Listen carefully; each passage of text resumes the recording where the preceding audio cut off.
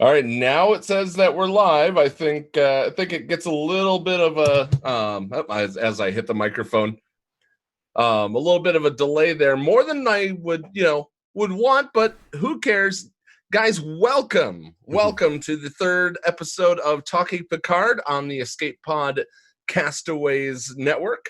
As always, I'm joined by my normal Friday co-host, Neil Andrew Eyre. How you doing, Ne? I'm doing very, very well. And just how are you doing, PA? I'm doing well. And MA, how are you? MA. Mrs. Anthony. I can't be KK. Yeah, how are you, KK? I'm doing great. Thanks, PA.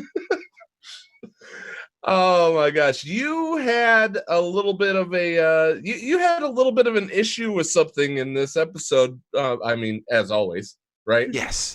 There's always something. Every single episode, there's something that really, really bugs the crap out of me. And this episode was no different from the previous two. With that being said, normally we're joined by Thaddeus from Going Nerdy. And unfortunately, he was not able to make it tonight. So, on behalf of Thaddeus, hello, smile, and stay nerdy. But it's just going to be the three of us today, and we're going to get into it. We get a start of the episode right off the bat. We get a little bit more knowledge about the Mars attack. Not Mars Attacks, which was a Pierce Brosnan movie, but the Mars Attack itself, by the synthetics. And we were able to confirm that it was multiple synths, not just F8. Yeah, you could see all of the sites blowing up across the planet. And I'm sure I some knew of that those from were the last attacks episode. from ships, but yeah. Yeah, what did you think of the opener? The opening credits? Forgettable. Forgettable. It's the most diplomatic word I can think of. I mean, I get, even the TNG used to be like that, but there'd always be, it was something like you'd get something in the opening for a few minutes, and then it would be like dun dun dun, and then it would go into the episode. And I just didn't get that sense. I didn't get that feeling from particularly from this episode. I mean, there was flashbacks to the storyline. Obviously, the conversation between his old colleague and Picard himself outside of Starfleet. But I watched it the day it came out on the Thursday, and it's not like other TV shows I've seen. I'm finding the episodes more, as they progress, more forgettable. I'm struggling to think of, what happened in this episode. I mean, I only watched it on Thursday, so we've gone Thursday, Friday, Saturday. I mean, we're in Sunday, so it was only 3 days ago. But I'm struggling to remember details from the episode itself. I don't know if that's me or if it's because I keep getting jerked out of the episode. But I mean, within the first few minutes, more profanity. So and the profanity really seems to be pulling me out of the episode. Don't ask me why. It just seems to be ripping me out of the episode. Well, I mean, we did not have. It didn't pull me out of this episode. I didn't even notice it. Did you notice? I noticed a few words. Okay. I didn't notice it in this episode.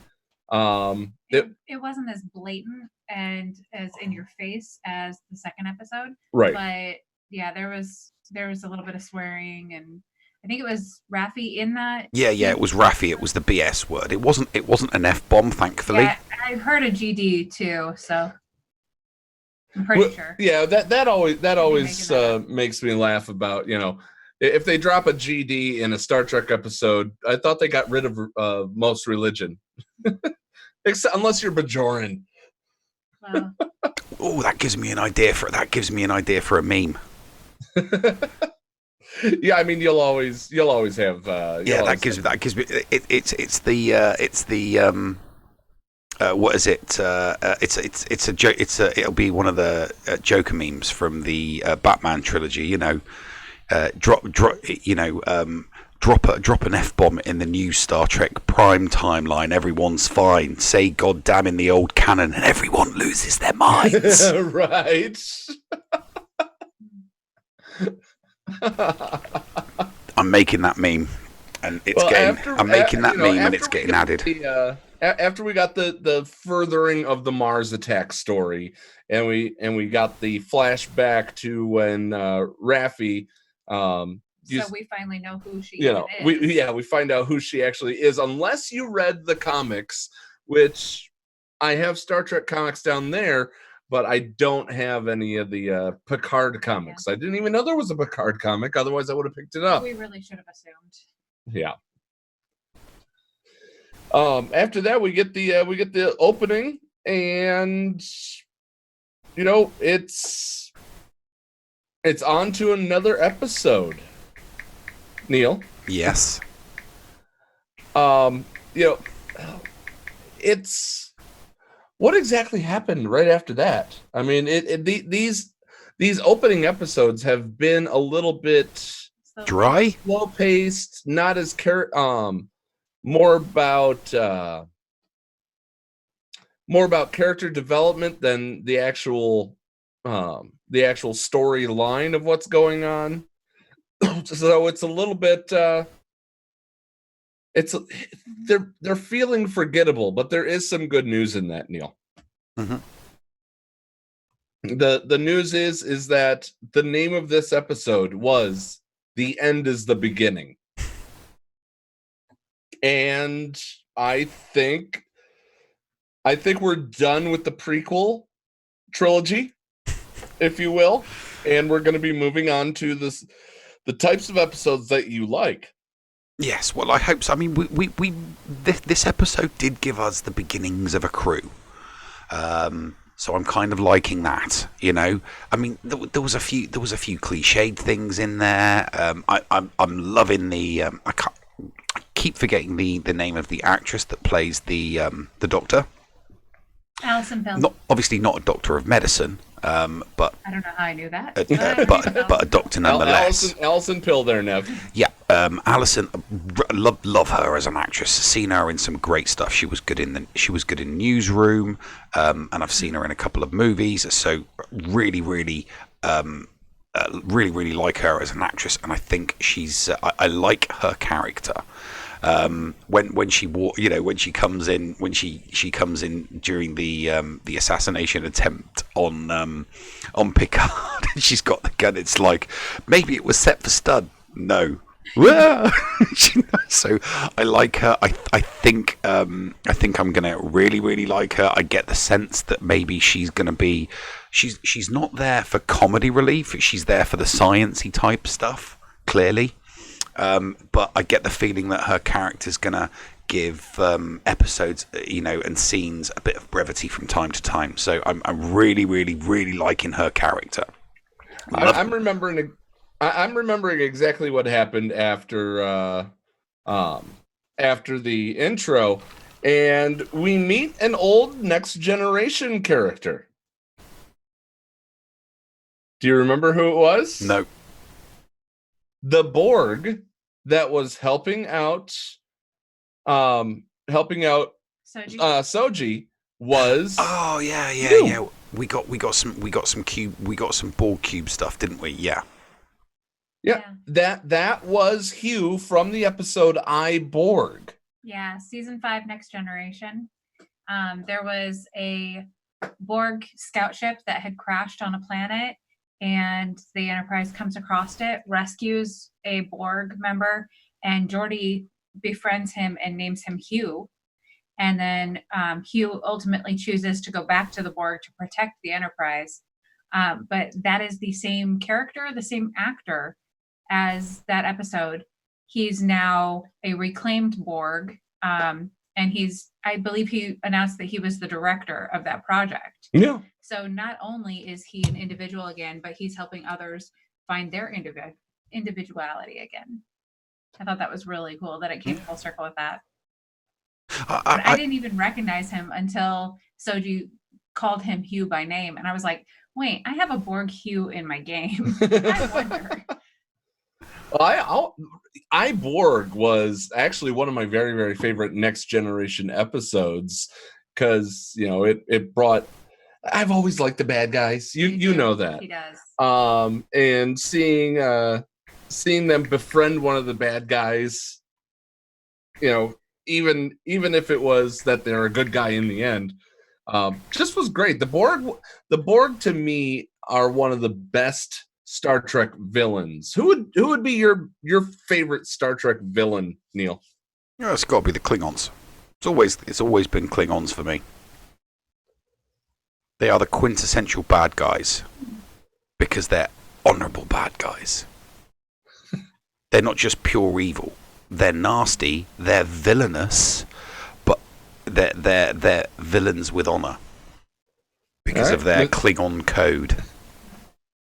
Mrs. Anthony? Mine is going to be a little controversial, but my favorite bad guys are the Q continuum.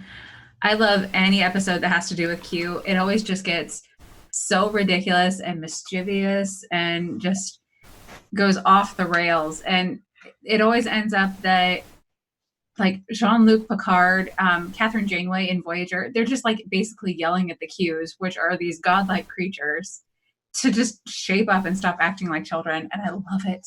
I love every one of them.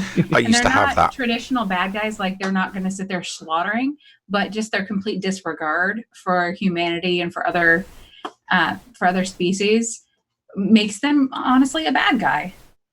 Well, they have a disregard for existence. Yeah. Not just any humanity, any type of organism. But but yeah, no, I used to have the Q Continuum VHS box set. Yeah. So they were my favorite episodes as well. So, but yes, so we kind of got non sequitured there, didn't we? Or did we do that to ourselves? Kuda says that his father has stepfather has a Klingon tattoo of his arm, and our friend Ryan says that frenemies, Andorians, are his favorite bad guy faction. I did like the Andorans as the bad guys in Enterprise. Yeah. I did like that because they refer to humans as pink skins. The pink skins. Yeah, they do. The way he said it, pink skins. He said it with such venom, Oh man, I haven't thought about that in a long time. That's a good reference. But yeah, no. So yeah. I'm fine. We got sidetracked because we were talking about the Borg cube. I'm finding a lot of the content when the story cuts to the Borg cube and the story and the narrative that's going on in there. I find myself getting disconnected from the episode. So I'm engaged with the space stuff and the new captain and the new crew and what's going on Earth. But whenever they start talking, whenever it like kind of sequences away from that and moves on to the Borg cube stuff, I find myself disinterested because it's just it's complicated. It's complicated and complex, and they're not simplifying it more. That there's just too many known unknowns going on in that storyline to be able to piece together. They're here doing this for this reason. These people are trying to get involved this way somehow to do this, to achieve these goals using these, and there's too many plot holes in everything going on that cube to know comfortably and competently, right, okay, so this is what they're doing, this is why they're doing it, this is what they're trying to achieve, these are their goals, and is it an end? So I keep, so yeah, I'm not digging what's going on in the Borg cube at the moment, but I'm digging, I'm definitely digging that. I mean, that the captain of that ship and is EMH. Yeah, I really enjoyed that scene. I did enjoy that scene. Although I was a little bit annoyed with Picard, because it's like you're organised and you're clean and you're tidy. That's Starfleet, and I'm thinking to myself, no, maybe he's just a neat, tidy guy, and you can't just put all of his anal retentiveness to detail and tidiness and cleanliness down to the fact that he was once in Starfleet, and it's like, yeah, and I don't believe for 1 second that the reason why he left was because he saw a superior officer's body get blasted against a bulkhead. I'm like, no, they make Starfleet officers out of tougher stuff than, snowflakes. That would be like, I'm going to leave Starfleet. I've seen someone die. Bollocks. There's more to that. There's more to that than meets the eye. He left Starfleet for much, much more deeper reasons, I think, and that'll be hopefully something that gets unraveled and revealed later. I definitely think he's going to try and bone the Doctor, though. Well, Chris Rios. Chris Rios is the name of the character. He also on board the vessel that Picard ends up getting from Rafi is an EMH and an ENH. Which are basically just digital copies of himself as well. Distractingly, the emergency navigation hologram has this really, really bad Irish accent. Yeah. That was kind of a nod to Scotty. But I thought the character was good. I like the character. It's not like the Doctor from. It's not like the Doctor from Voyager, but by any means. But definitely going to be, So we've got obviously, what was her face again? What's the one that keeps referring to Admiral Picard as JL? What's her name again? Rafi. Rafi, the banana phone. Yeah, woman. sitting there going, "Oh, I'm not going to be here for long. I'm not going to be here for long," and I'm thinking to myself, "Oh, for God's sakes, shut up, woman! We're 3 episodes into a series. Of course, you're going to be bloody here,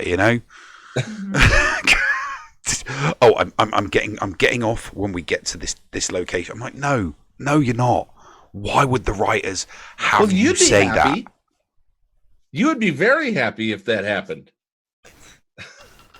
Because I think she's going to end up being a character I love to hate. Yeah.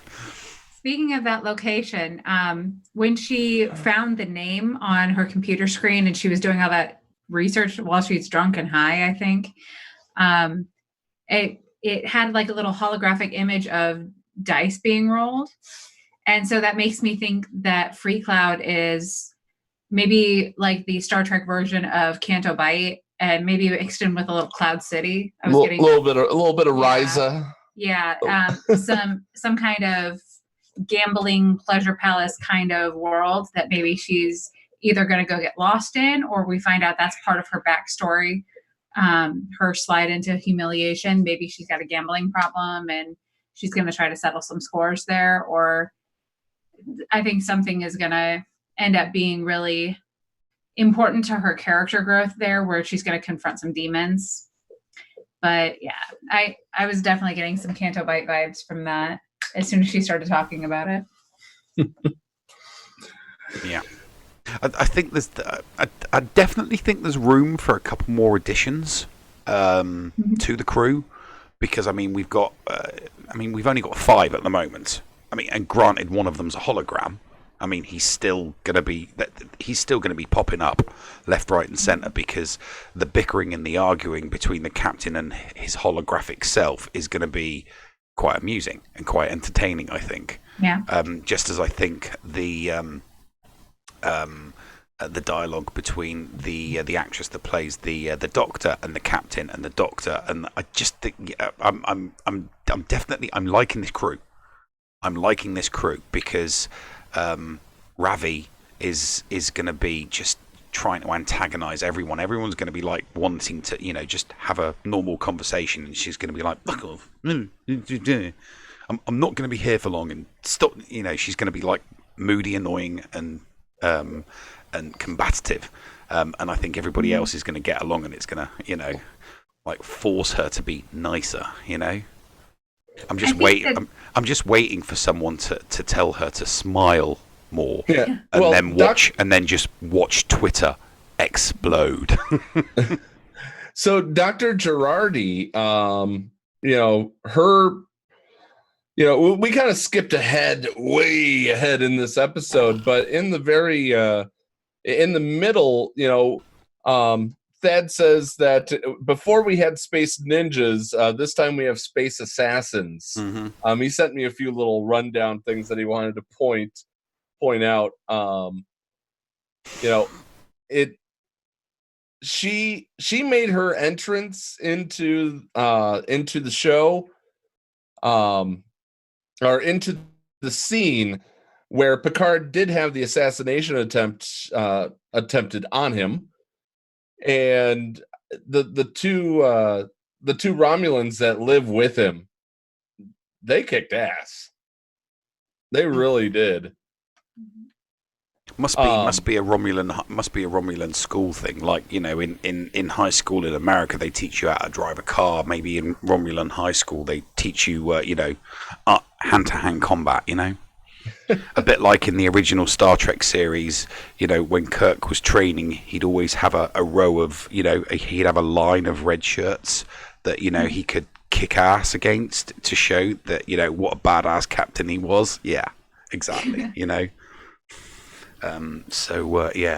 Pretty sure something like that. Well, in the last episode, they mentioned that they were both former Tal Shiar, so they were trained in the same techniques that these mysterious assassins were. Mm-hmm. Well, the Zot Vash are totally step up. She said that it was that the Tal Shiar was a mask that the Zot Vash wore. So, I mean, it can't be. I picture it as like a country's special forces, like the KGB or the Mossad, or I picture it as everybody's trained in the same techniques. Some are just like an elite force.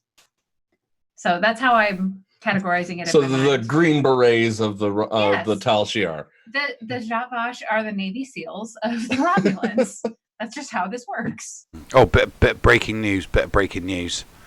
The Joker just won the Oscar. Oh, wow. Way to go, Joker. Wow. For Best Picture or Best Screenplay? No, Best Actor. Best Actor. Joaquin Phoenix just won Best Actor for the Joker. Okay, they haven't put out Best Picture yet. Sorry, yeah, that kind of. I must admit, I'm a little bit disappointed that those two aren't on the ship. I can't understand why they've left his side. I mean, the farm, they are there to look after him, not the vineyard. So why aren't they by his side? I just don't understand that. I would have expected them to go with him, because they are, for all intents purposes, there to assist, help, and protect him. Because at the end of the day, he's an elderly man, So I'm really confused why those two aren't with him while he goes off on his journeys. How could they possibly entrust the safety of their admiral to people they don't know? They offered in the last episode. They both offered to go with him, and he refused. But this is not like his old crew who would offer. These are two people that are clearly there to protect him, and they should be saying to that she's boisterous enough to be able to say, absolutely no way, we're going with you, and there's no end. I'm not going to have you arguing. That's the type of character that she is. I'm not going to have you arguing, we are going with you, and I'm not taking no for an answer. And then he does the shrug. That's the type of character she is. So I'm a little bit confused as to why those two aren't on the ship as well. So you're saying Laris is garish enough to drop an F-bomb in your fancy space captain series, but she turns tail when he says to stay here. It doesn't make any sense to me. Doesn't make any sense to me. They've written her as a strong, boisterous character, so she needs to remain. a strong, boisterous character. Either that, or it's like, well, okay, you're men, and you're gonna do what I tell you to do. You're whipped. All right, then go off into the big open space where it's dangerous and you can get killed, and I'll just stand here and on the vineyard and watch everybody bring in the harvest. That doesn't wash with me. That. She's a strong character. She needs to maintain that strength in her character throughout the show, or it falls down. She's not this, strong, Romulan, ex-secret police type character that, they originally wrote her to be. So yeah, I'm a little bit disappointed that the two of them aren't on the ship. That's not to say I'm not happy with the rest of the crew. Really, really happy with the rest of the crew. I just would have preferred those two to be part of it, because after this episode, that's it. We're off into space. They ain't going back to Earth anytime soon. The next few episodes, it's going to be all around flying around space and finding finding the twin sisters. So we're not going to see those two characters anymore. Yeah, I can see your point with that, but I'm looking at it from the aspect of the personalities that are on the ship. So if you had Laris, all right, if and you Zubon. had Laris with Rafi on the ship, they're both going to be that strong, opinionated, in your face, take no prisoners kind of personality. I think that we would have been set up to just have a lot of conflict on the ship where they both try to be the boss. Yeah. As it is. Yeah, we've got Picard and the Rios. So they're kind of opposites, where Rios is they've both left Starfleet, and they're both Starfleet to the core, according to Picard. But Picard is like the noble side of it, and Rios seems to be like, I'm going to do anything for a buck, the side of it. He's the Han Solo. He's the Han Solo of the Star Trek. And then the ladies Prime that we have on board, we've got Rafi, who's going to be this strong, opinionated, no BS kind of lady. And then you've got the Doc, who is very sweet, naive, intelligent, because she's an expert in this field, but she's definitely going to be the optimist of the group. So I see the two different kind of personalities playing with that, and we're going to have a lot of conflict between that. I can see a lot of the Doc and Rafi kind of like butting heads as to how they want to approach the situations that we're going to come across. And I think keeping the crew small is going to let those interactions play out really nicely. And I'm excited to see that. I think adding the Romulans, adding people that he had such support on, like they've been living with him for years, I think that would have been complicating matters. Still needs a bigger crew. I'm hoping we pick up some more ruffians along the way. So, what's your thought on what are your thoughts on the crew itself, Neil? Love it. I think it's a great crew. I just want to see them get off into space and do some stuff. Mm-hmm. Well, the end is the beginning, so he said magic words. We're off in space. He did. We did get we did at the very end get an engage. Yeah, which was cheesy. But we were all waiting for it. You got to admit. He made that hand gesture, and you're like, it's going to come. It's going to come. What would have been horrible is if it faded to black before he said it. I would have punched Paul. Interesting. It would have been really funny if you had paused it or something right then. I would have been so mad. Well, I'm looking forward to the next 2 episodes because Jonathan Frakes is doing them. Yes. Looking forward. So ever since I found out that Frakes was doing 4 and 5, I've been kind of just, can we hurry up and get 3 out of the way? I'm watching it thinking, hurry up and end so I know what Jonathan Frakes has got to work with.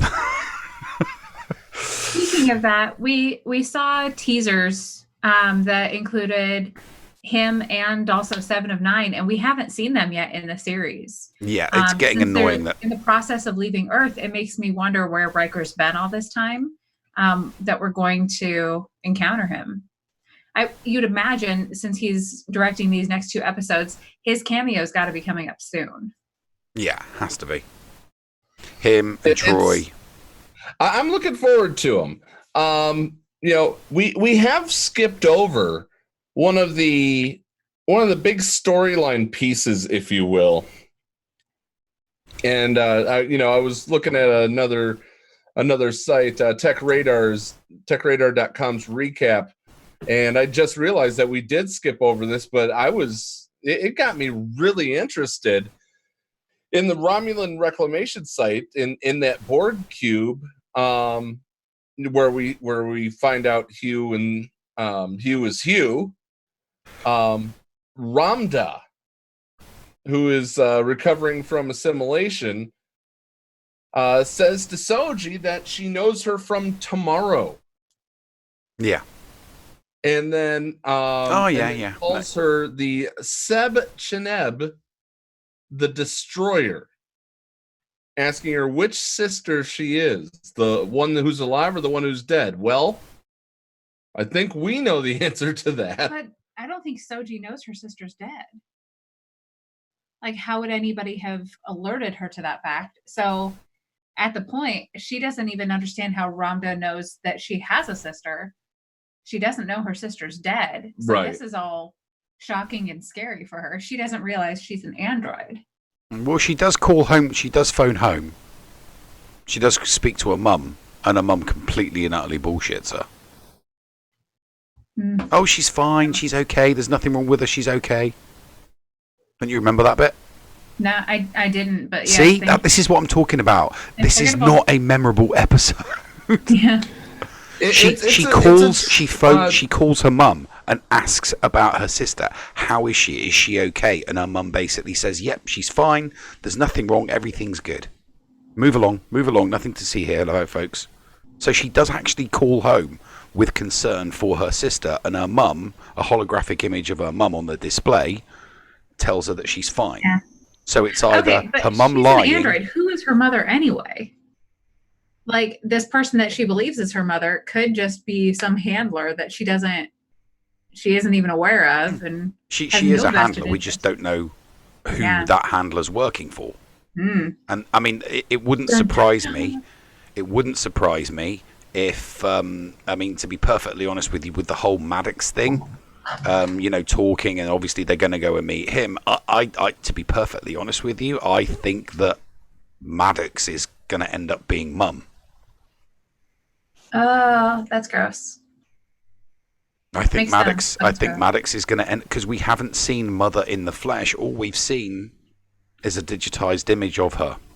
Oh, I like that. What's Brian this? Armstrong? That would be nice. Read that for me, since I can't see it. He says, "I bet you Mom is 7. God, can 7 be my mommy?" That is hilarious. But yeah, no, I know I should. We do know that.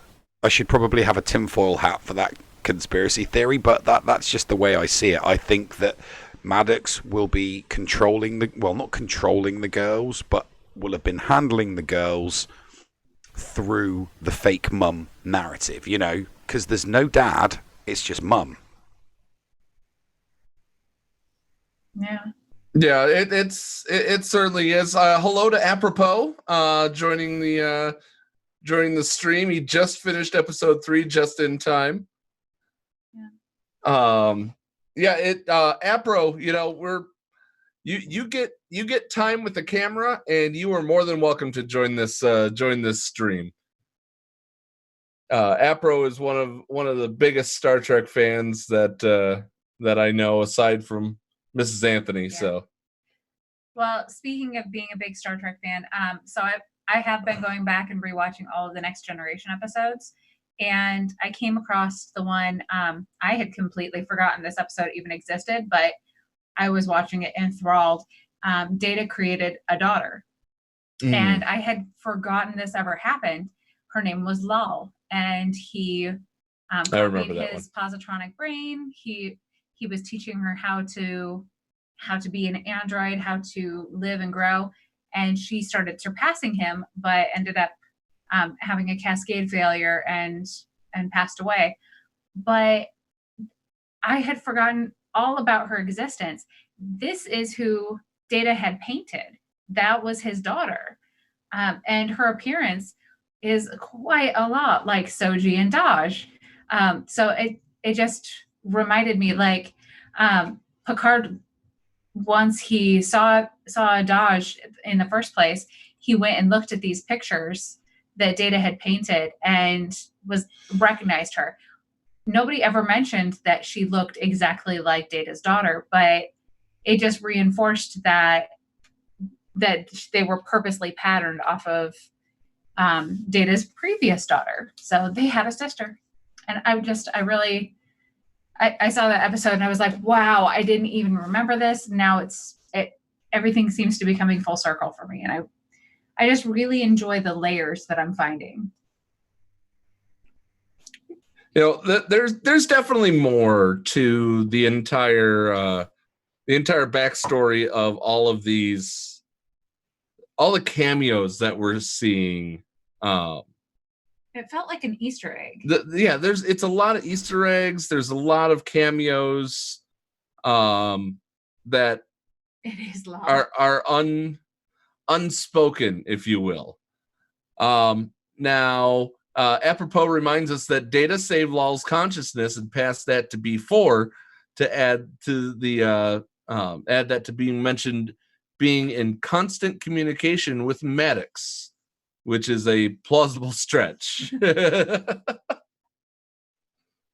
Which is why I think that Mummy, the twins' mum, is Maddox.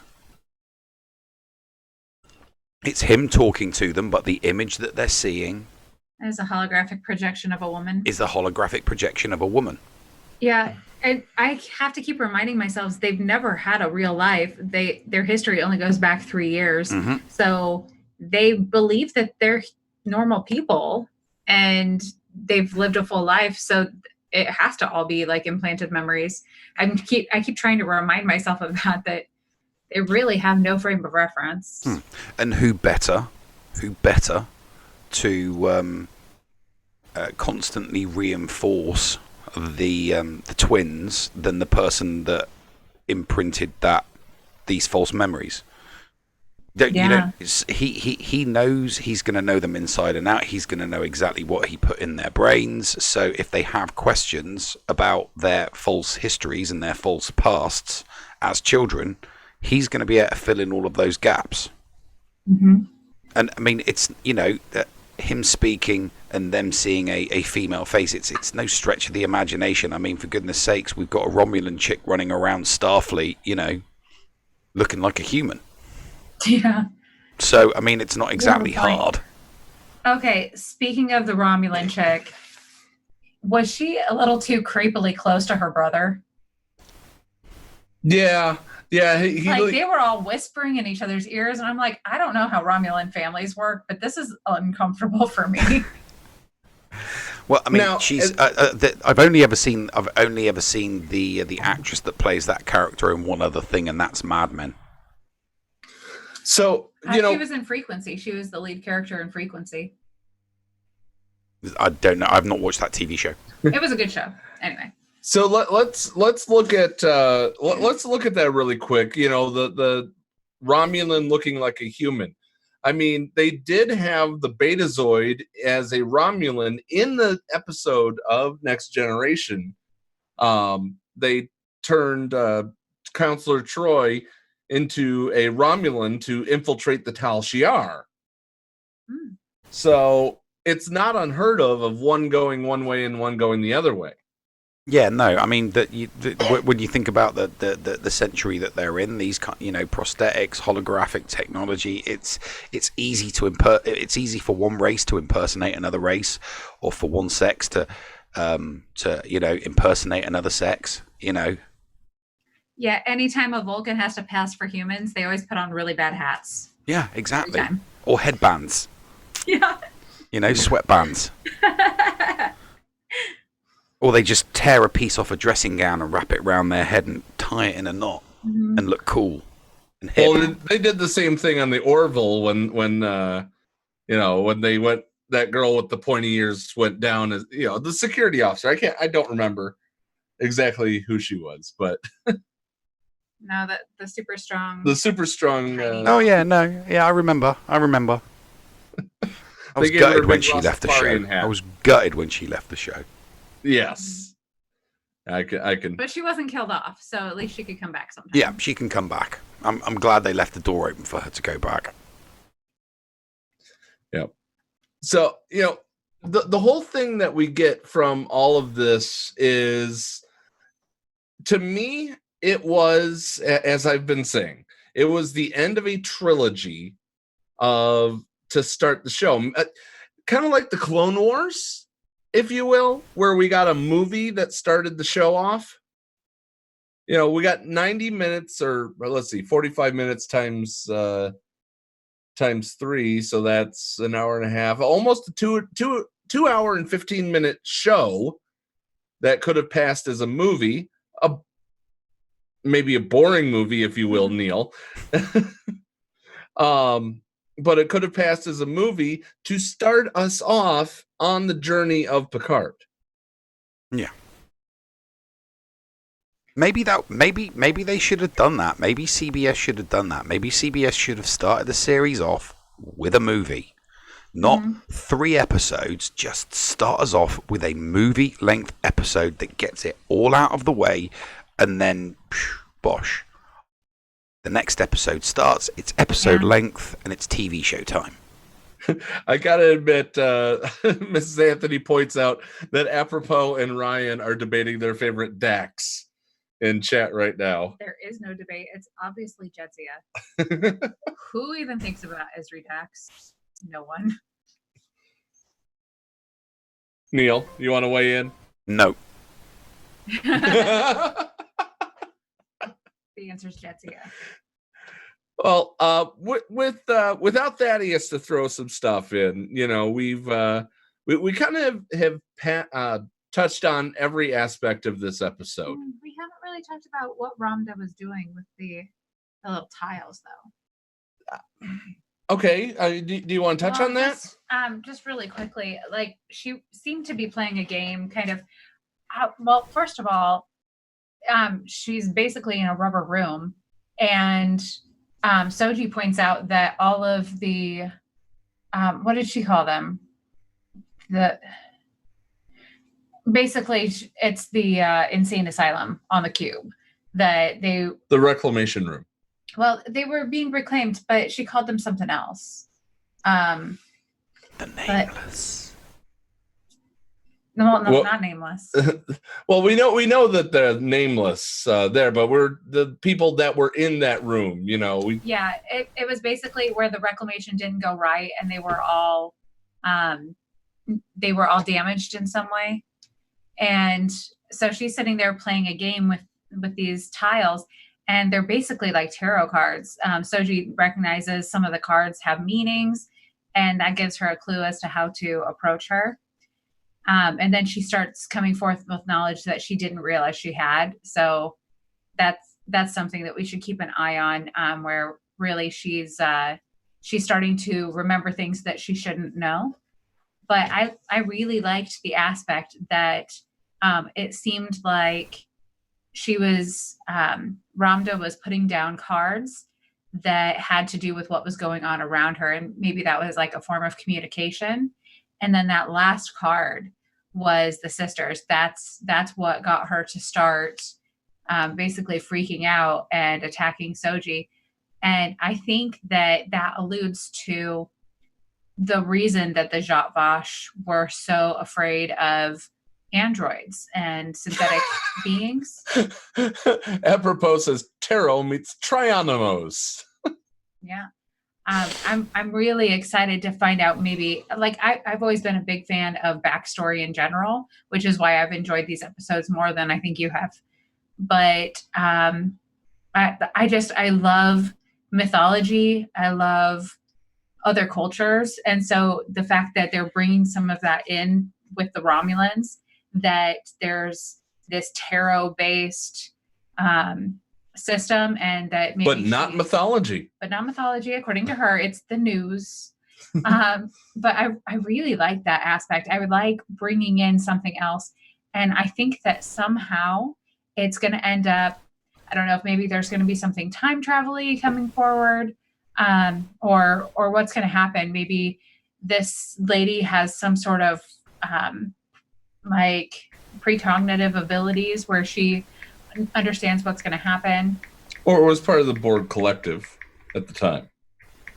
Yeah, so we might have like various things connecting to it, but somehow I think that is why the Romulans were so afraid of androids. It's very specifically something with Soji and something with Daj. Well, Daj is the one that has died. So Soji somehow is going to represent a threat to the Romulans, to the Borg, to somebody. She's the destroyer as far as some miscellaneous person in the past is concerned. And I'm very excited to see where that takes us. Mm-hmm. Well, just the thoughts just popped into my. The thought has just popped into my mind. It has just occurred to me. What would you say to a watch party right before talking Picard for the next episode?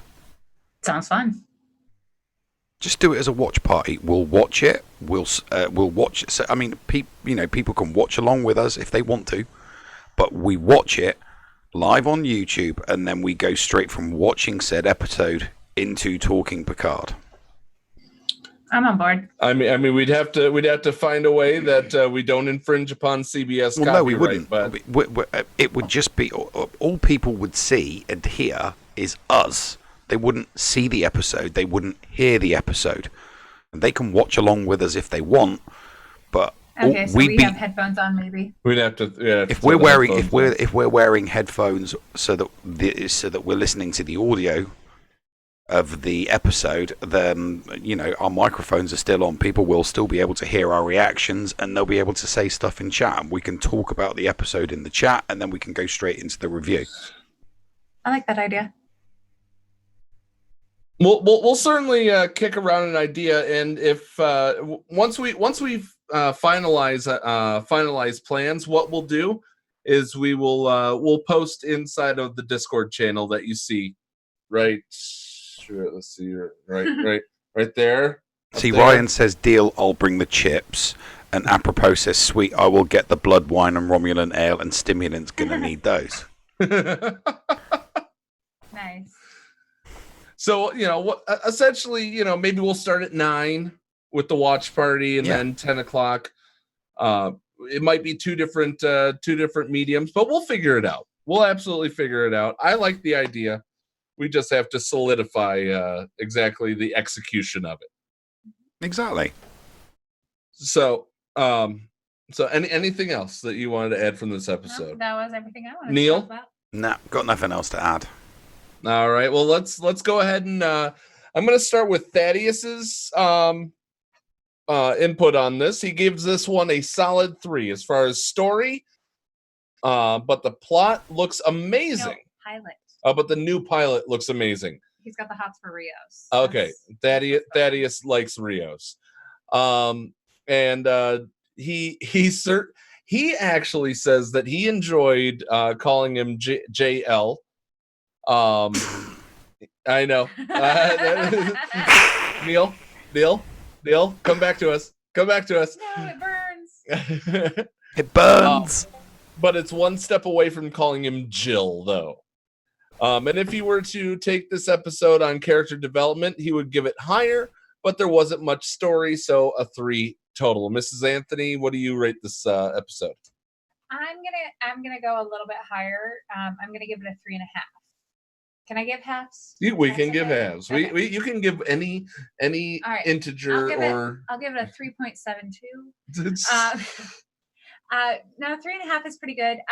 I liked there was a little bit of action, not a whole lot, but I did love the guns stashed all over Picard's house. Really, I like the Doctor. Her enthusiasm is kind of infectious to me, and I like she's like a breath of fresh air with all of the jaded characters that we've had so far. I mean, everybody else has had a hard time of it. They're all either just out of Starfleet or just out of whatever. They're retiring. They're angry. They have vendettas. and she's just like, hey, this sounds like fun. Let me go on an adventure. I really liked the scene with Ramda and the cards, and the engage at the end, just it hooked me. So for an episode by itself, I enjoyed it. The extra half is really just the excitement factor that last couple of seconds gave me to watch the next episode. And really, I can like a show, like an episode, but what I want is for it to make me want to watch the next one. And this one did. Neil? Pie. 3.14? Pie. Normal. I was going to give it Cheese 3. my cherry pie. 3.1. I was going to give it. I was going to give it 3, but I'm going to give it pie because because of we finally got to see the crew. I'm liking the crew. I'm liking the direction the crew is going, and thank all I can say is thank God that's going to be the majority of the story, because the Borg cube stuff was starting to bore me. I'm not engaged with the Borg cube stuff, so going off and doing the adventures with the crew sounds fun to me. I'm looking forward to that. Still not liking the profanity, even though it was only BS, and absolutely despising. I really, really don't like this Yavi character, and I like her even less now that she's calling, the beloved Picard JL, So loving the Doctor character, hating the Yavi character. Blue checkmark Twitter. What do you make of that? I both love and hate the female characters in this episode. But pie. All right. For me, I'm going to take whatever it'll take to put this episode at a solid 3.25 on average. So I will take whatever it takes for that average to end up. I'm still not feeling the whole Narek episode, or not episode, character. He, the interaction with his sister is a little weird. But he is hot for a Romulan. We have to give him that. Sure. Well, come on. Objectively, he's hot. For a Romulan. For a Romulan. Okay. I'll say he's hot for a Romulan, just to make you happy. You. What? I was trying to make you feel good. The captain's hot. Captain of the ship's hot. But the whole thing comes down to, are we going to, is this whole secret cabal in the background going to go anywhere that's actually going to be engaging, or is it just going to be, I hate watching this part of the episode every single week? We'll see where this crew goes. We'll see who from the last generation ends up becoming this new generation. I like that. If Riker or LaForge or 709 characters who we know we're going to see sometime down the line, will they join the ship? Oh yeah, please give me some Jerry Ryan. Give me some Jerry Ryan on a regular basis, please. She was one of my favorite characters on Voyager. And Voyager is my favorite of the series. I like it even better than Next Generation. Jerry Ryan. Because there was a girl captain. For me, it was Deep Space Nine that was my favorite of the series. I could never really get into it. I had to force myself to go through it. See, I'm an adolescent. I'm an adolescent of the 90s. So for me, it was Jerry Ryan. It was Jerry Ryan, and it was Gillian Anderson. Jerry Ryan and Gillian Anderson all the way. Mm-hmm. All right. So with that, anything to add for this week, Neil? No, I'm good. All right, Mrs. Anthony. Looking forward to next week. All right. Well, we'll let you guys know about the whole watch party, how we're going to do it. Maybe we'll test it out quickly. Maybe we'll test it out quickly or whatnot. sometime during the week. But guys, an absolute pleasure to have you. Remember to hit the subscribe button if you have if you can, if you haven't already subscribed. Because once we get to 1,000, that little tail on the back of evil alternate universe Nev goes away as he whips around. Who wears short shorts? All right, so. And then I will have the longest hair of us all. And with that being said, guys, be nice to each other, damn it. I will say what Thaddeus will say. Remember to smile and stay nerdy. And Nev, push the button. You have a wonderful night, guys. Ta-ta for now, folks.